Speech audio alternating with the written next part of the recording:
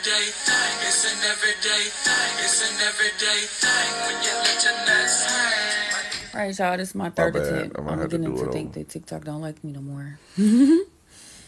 No, but it has something to do with the storage. But anywho, I'm gonna start by saying I currently living with HIV and genital herpes. I'm gonna tell my story today about that specifically. Um, how I found out was through the hospital. Um, I was about to start a job and I was told I couldn't start it until I got a dermal taken out my face, which was here. Usually you have to go to the tattoo shop, but I tried going to the hospital, see if they could help or whatever. But they couldn't. But in the midst of that, there was a random doctor going around doing random blood tests for HIV specifically. And I was on the phone with one of my guy friends, and I made a joke. I'm like, bro, what if they say I got that shit? I'ma just embrace it, you feel me? We laughing about it. Me and him, we laughing about it type shit. Like literally 10, 15 minutes later, the doctor came back and pulled me to a room. I'm like, uh-oh, I know what that means. Something ain't right, you know what I mean? And he told me I was positive for HIV. I'm like, bro, I'm laughing at the doctor because I ain't trying to believe what he's saying. I'm in shock type of stuff. I'm like not believing what he's saying, basically. It took me a minute to adapt to it. But once I had left the hospital, um, I'm calling everybody, I'm texting everybody like, hey, bro, you need to go get checked. Like my previous partners, past partners, listen, go get checked. You feel me? I just found out I got HIV. You know what I'm saying? I don't know too much about it. They just told me they'll follow up with me the next doctor's appointment. So I really didn't know much about it until that first visit after finding out. So I was just stuck with a folder telling me about HIV, and that was it at the time. But when I did get to the first follow up appointment, the doctor was like, it's very rare, but your viral load is very low. And at the time, I'm like, I thought my stuff was high because I'm like, it was in the 7,000s type of thing. But he said it was very low, which meaning like basically I figured out right on time. I found out right on time. Like I just got it. Probably not no less than a few months or whatever, or weeks or however that goes. But once you like in 100,000 stuff, that's when you probably more likely have to worry about AIDS if you don't have it already. So I thank God I'm blessed for you know my results that I got back in the midst of finding out and processing everything. He was like, it's like he said, it was rare. He said there's no possible way that I have could have passed it to anybody. So that was my confirmation from God. Cause I'm like, what if I gave this to somebody? You know what I mean? Like I was really wondering, like I was really scared because I'm like, I don't want nobody to try to like take me out or nothing because they like, you gave me this, da, da, da, da. I don't know. I had so many thoughts, you guys. I felt like crap when I found out because I'm like, this is, I don't know. I didn't know how to feel. But what I learned about it, like I said, was the viral load. He told me, basically he's gonna start me off on Big Tarby since my viral load was already low. That he said it usually takes up to 3 to 6 months for you to become undetectable. I ended up undetectable within that first week taking Big Tarby. So I was like, what?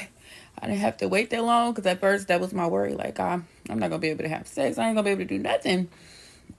But waiting 3 to 5 months, however long it's gonna take, to become undetectable. So I was still thankful again. Like I said, it was very rare, but I was very blessed in the midst of the situation of finding out. I am currently pregnant, 5 months with my baby girl. I had my first OBGYN appointment, and with that being said, they test you for everything. And I had me a little outbreak, and I was like questioning. I'm like, hey, listen, can you look at this? I don't know what this is down here. Can you look at it? And she swabbed it. She's like, it looked like a little ingrown hair, whatever the case may be. And so when she had swabbed it, I got my test results back the same day, later that day.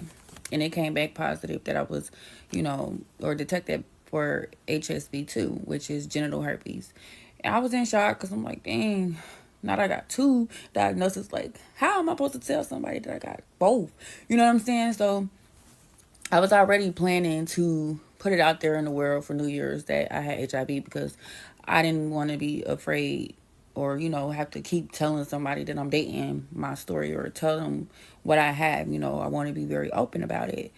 But with that being said, what made me and encouraged me to be open like I am was because a lot of people was like, you don't need to be telling people your business. You need to stop telling people. Everybody don't need to know that, and you shouldn't tell people that. And I'm like, honestly, I feel like I should, because maybe I can help a lot of other people from getting put in the situation that I'm in now. And this can happen to anybody, you know what I'm saying? It doesn't come with a look. You can be married, single, a couple, whatever the case may be. Some people were born with this. You just never know unless they tell you. And a lot of people are afraid to tell you that they have these diagnoses. I'm not afraid, and I'm going to tell you, and I'm going to keep spreading awareness. I want people to know how real it is out here, and how common it is. Actually, a lot of people are living with it without knowing that they have it. But I want to encourage people to live in their truth, live out loudly. I'm living out loudly because, like I said, I'm not letting this define who I am, and y'all shouldn't let it define who y'all are. It doesn't matter what type of health issues you have. You know what I'm saying? It shouldn't stop you from being who you are. And with that being said, I want to break stigma. I'm advocating at different events, for people in my situation. I'm open to, respond to anybody who wants to just text me. I do plan on going live to answer questions on the behalf of telling my story. Some that I might have missed on here telling my story that people want answers to. So hopefully I can help with that. But like I said, there's gonna be people that accept you for who you are, and some people who won't. Whoop de doo. It's not the end of the world. You get what I'm saying? Like, it's really not the end of the world. Somebody's gonna love you for who you are. All I encourage you to do is be honest. Let your partner know, or let whoever it is that you know that y'all can possibly get to that sexual, you know, intercourse or whatever you want to do with this person. Let them know. Be honest up front. You don't have to tell them like right away, but you do eventually have to let them know. I legally had to sign a paper, off top, because I have HIV. I also had to speak with the health department officer and let him know names of people that I did deal with. Sadly, it's against the policy for them to tell me who gave it to me, but I did end up finding out who did give it to me a year later. But like I said, it doesn't define who you are. Be honest. Live in your truth, because a lot of people are scared too, and this is why I feel like a lot of people are ending up in a situation like me. I wasn't told. Nobody told me. The guy who gave it to me, he didn't tell me, because he didn't even know. He didn't even think to go get checked ever in his life, based off of what I was told from him.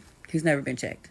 So I just encourage people to go and get checked. You know what I'm saying? Live your life to the fullest, and don't be ashamed of who you are, because life still goes on. Like I said, some people gonna accept you, some people won't. What do you do? It's not the end of the world. Keep going, and yeah, we're gonna move forward from here.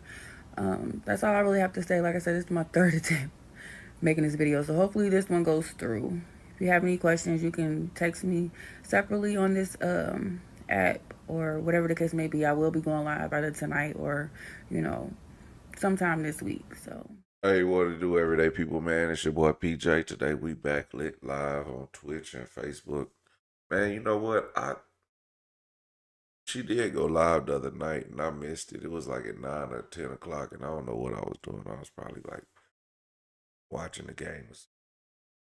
But shout out to this woman. I didn't watch the whole story. I just knew she was live because she put it on her channel page. And man, for real. So I be getting checked at my appointments. But what this shows is that y'all be having a lot of unprotected sex with people. And I don't be doing, like, we got to be in a relationship. Like, we got to be going down through there. And when I'm in a relationship, it's me and you. So if y'all just having random sex with random people, like, y'all need to be wearing protection. And this, if you just don't know, I don't care how fine she look, I don't care how, ugly she look, whatever it is, protect it. Okay, it's that easy. You know what I mean? Like shout out to Calico's SOS. But man, really, it's just a bunch of neglect. It sounds like she was living reckless, having multiple partners, no protection. It doesn't matter if it was one, two, or four. You know what I'm saying? Or 15. Uh, she did get pregnant in the midst of everything. You know, but I think it was God that you know got her on it because just imagine you supposed to be there for one reason and a random doctor's coming around giving HIV tests and then you know what I mean? So and HSV 1 and 2 is more common than people think. It's like 1 in 3 people have it. And you know, listen, some people pass it along, some people don't. I don't know, but I'm straight. But I just know that like it's just 1 in 3 people. So you gotta just know that if you having multiple partners, you gotta know that if they staying by themselves, and I've met women and they'll be like, I got this and ooh we so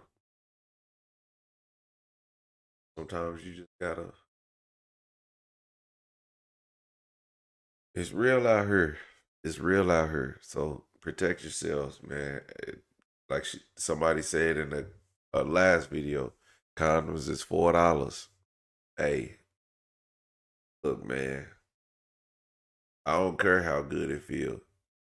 I'm gonna get the if you want to feel something, Trojan Raw is the best condom you gonna get. Trojan Raw. I don't know what to tell you. Get you some Trojan Raw. Once you get you some Trojan Raw, you don't even gotta worry about not wearing a protection because you don't feel. I mean, you gotta worry about where you ain't gotta worry about the feeling because you gonna feel it. You feel it. Get you some. Get you some. I mean, well, I was gonna say something, but I don't want to get too graphic on here. But I want to say, yeah, get you some of those.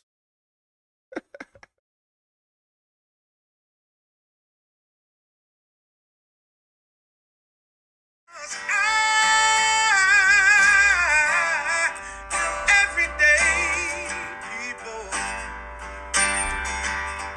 Day and night. For some women, it can start working in as fast as 1 week.